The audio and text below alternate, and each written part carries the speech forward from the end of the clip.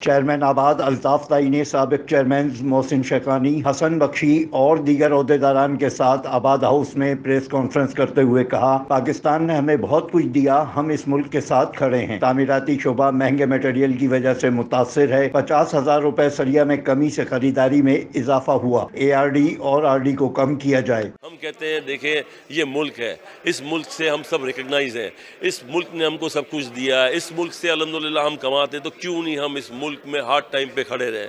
آباد آج اس ملک میں انشاءاللہ تعالیٰ اس ملک کے ساتھ آج کھڑا ہے، اس ملک کے لوگوں کے ساتھ کھڑا ہے۔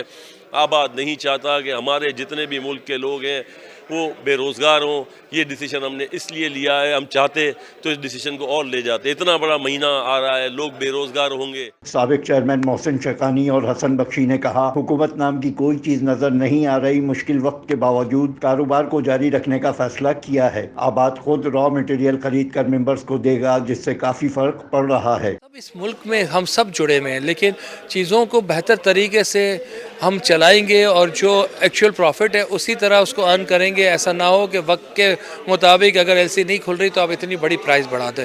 تو جب تک گورنمنٹ اپنے ڈیسیجن نہیں لے گی، ڈالر کو فکس نہیں کرے گی، LCs اوپن نہیں کرے گی، فنڈز نہیں آئیں گے، جب تک یہ مسائل اسی طرح کھڑے رہیں گے۔ جس انڈسٹری سے 72 انڈسٹریز منسلک ہیں، جس انڈسٹریز میں ہمارا پاکستان کا آدھا ریمیٹنس انویسٹ ہوتا ہے، اسٹیٹ بینک کی رپورٹ کے مطابق $15 بلین ہاؤسنگ اور کنسٹرکشن کے لیے آتا ہے۔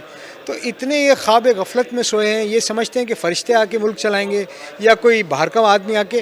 اگر ان کو ہی درد نہیں ہے تو پھر کسی کو کیا درد ہو۔ محسن شیخانی کا مزید کہنا تھا، رمضان المبارک کا بابرکت مہینہ آ رہا ہے، عید الفطر کے بعد حالات کو دیکھتے ہوئے فیصلے کریں گے۔ کیمرامین کامران علی کے ساتھ Afzal Khan, C110 news, Karachi. C110 news, خبر کی اصل خبر۔